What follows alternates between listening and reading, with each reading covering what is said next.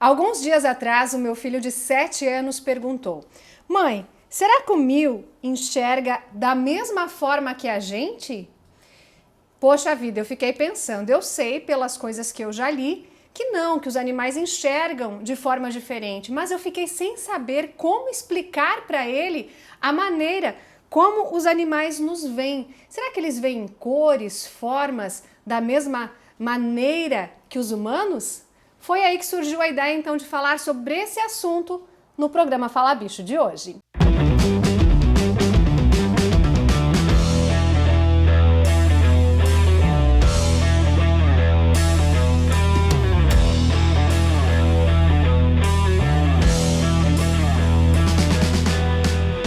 Para explicar direitinho pra gente como é que funciona os olhos dos animais, nós viemos conversar com a Thaís, que é médica veterinária, especialista em oftalmologia veterinária. Olha só que bacana.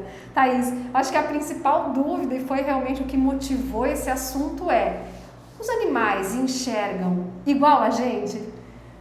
Parecido, né? Eles enxergam quase que da mesma forma, né? Porque a visão dos animais, a visão da gente, né? Ela é composta por uma parte do olho que fica lá no fundo do olho, que é a retina, que tem uma conexão com o cérebro através do nervo óptico. E existem células, né, dentro dessa retina que são conhecidas como bastões e cones, que são o que forma a visão, né? Leva essa conexão ao cérebro e o cérebro realmente forma a imagem, sabe? Existem características dentro de cada espécie de animais e do ser humano, né? Que são essas quantidades de células existentes na retina. É uma composição, né, física e química, né? De entrada de luz dentro do olho, né? Encosta na retina, leva uma conexão ao cérebro e forma uma imagem, né? E aí essas imagens, elas são percebidas em algumas espécies de forma diferente, né? Uma maior quantidade de luz, uma menor quantidade de cores. Os gatos, então, eles têm a estrutura dos olhos deles permitem que eles enxerguem melhor à noite?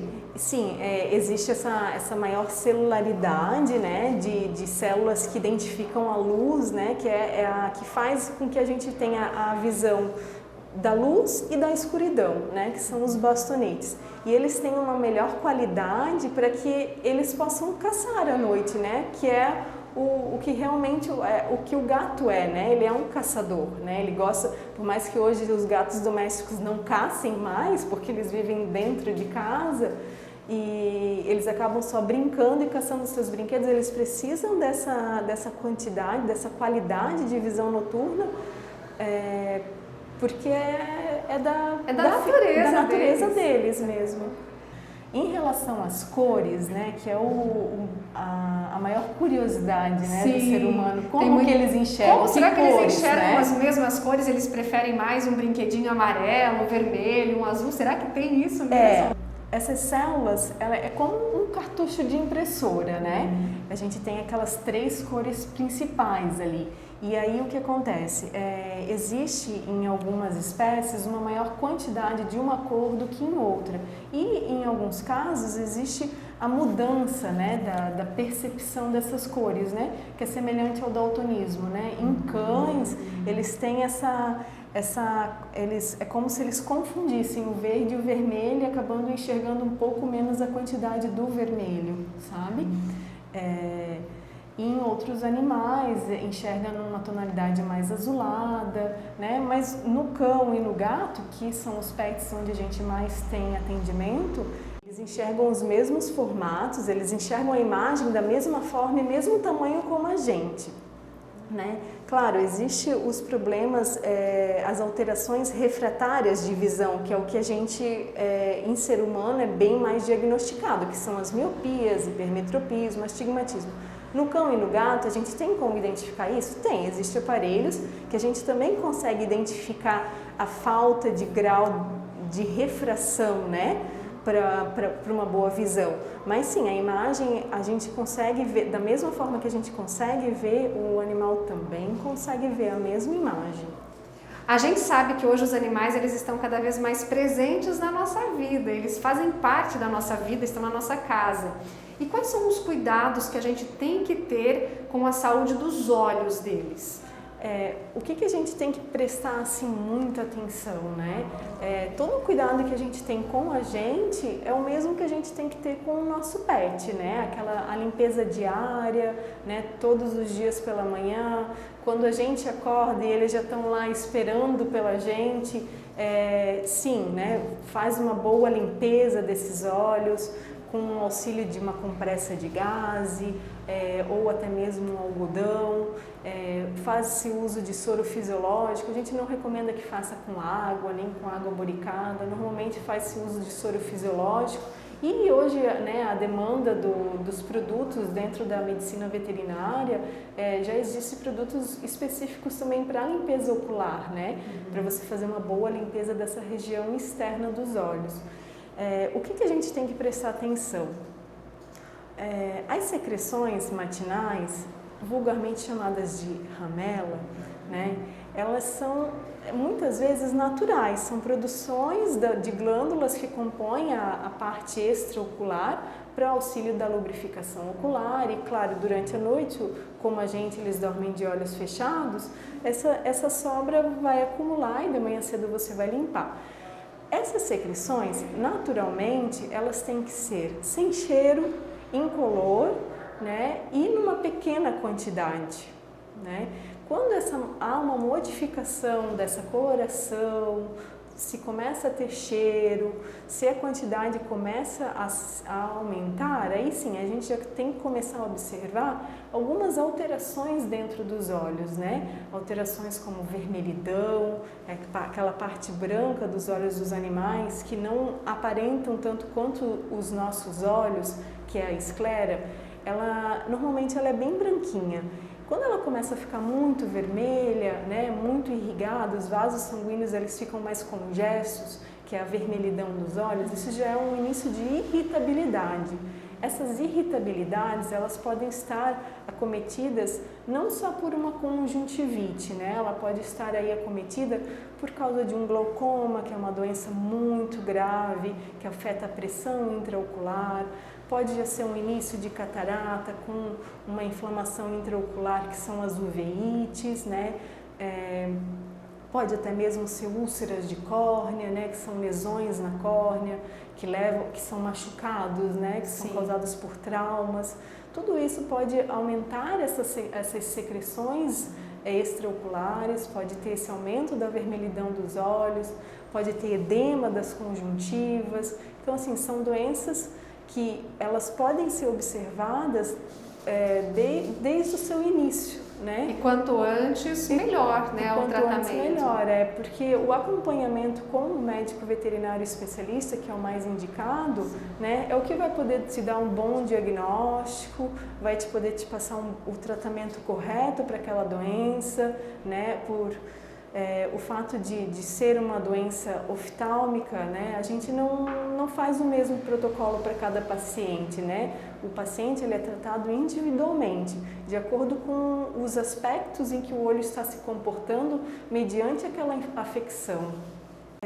Hoje os tratamentos, né, eles são semelhantes aos dos seres humanos, a gente já consegue usar os mesmos tipos de aparelhos deles, tanto na consulta quanto na parte cirúrgica mesmo, né? A gente já consegue fazer cirurgias de catarata, já, né, há muitos anos, mas cada vez melhorando mais as técnicas, né?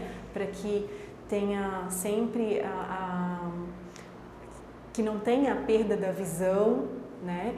Já existem cirurgias tanto para catarata quanto para glaucoma, também cirurgias em casos de descolamento de retina inicial, né? Que são cirurgias a laser, e cirurgias também da parte de afecções palpebrais, que é super comum nesses cães que têm excesso de pele, né?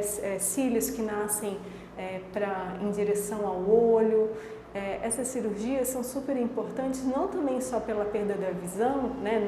Não só para evitar a perda da visão, mas também para evitar lesões oculares, né? Porque os pelos, os cílios, eles em contato com o olho, eles causam um grande atrito, eles vão causar irritação ocular e, consequentemente, vão causar as chamadas úlceras de córneas, né? Que são as lesões na córnea, que são lesões, são afecções super doloridas.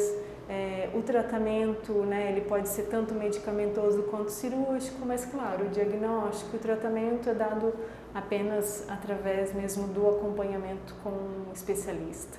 Thaís, algumas raças são mais propensas a desenvolverem problemas ou doenças nos olhos? Sim, algumas raças em cães, elas são propensas a doenças oftálmicas, né? Que são as chamadas raças braquicefálicas. São aquelas raças onde o globo ocular ele fica mais exposto, né?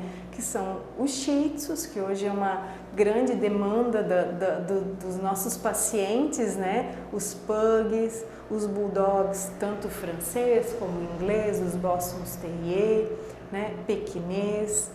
Enfim, existem algumas outras raças que podem ser acometidas por outras doenças hereditárias, né? Mas essas raças braquicefálicas, né? Elas são acometidas mesmo pela própria exposição do globo ocular, né? Levando a uma doença super comum, que é o olho seco, né? E a gente, muitas vezes, você pode prevenir, né, essas doenças com o uso de medicações preventivas, através de um acompanhamento mesmo, né? Thaís, agora uma curiosidade bem interessante em relação ao formato dos olhos, né? Os cães e os gatos, eles olham para frente, assim como a gente, mas eles têm um alcance maior também, né? A gente já tem um alcance menor de visão, uma lateralidade de visão menor do que os animais, em função da forma como a gente vive, né? A evolução das espécies, né? E o cão, o gato, por sobreviverem em locais abertos, né, e terem que caçar, né, um em forma diurna, outro em forma noturna, eles têm os olhos um pouco mais lateralizados, não tão lateralizados como algumas outras espécies, mas sim, eles têm uma amplitude maior de visão do que a gente, né? O cavalo, por exemplo... Eu ia falar, os cavalos, eles têm os olhinhos bem do lado, né? Os cavalos, as aves, já têm os olhos mais lateralizados, então eles já têm uma visão bem mais ampla, chegando a ter uma visão de quase ou até mesmo 360 graus, né? Interessante. Como as aves que conseguem ver tanto o seu bico como as suas penas do rabo. Gostou do vídeo? Manda então ele para aquela pessoa que gosta dos animais, que tem pet e que se preocupa com a saúde dele, que ama os animais assim como a gente, né? Sim. E se você ainda não segue o programa Fala Bicho no Instagram, vai lá, segue a gente, porque todos os dias tem informações, curiosidades, dicas sobre os animais e muita informação. Thaís, muito obrigada pela sua participação, por esses esclarecimentos, por essas curiosidades sobre a visão dos animais. Eu que agradeço. É isso aí, obrigada. Até o próximo programa. Tchau. Tchau.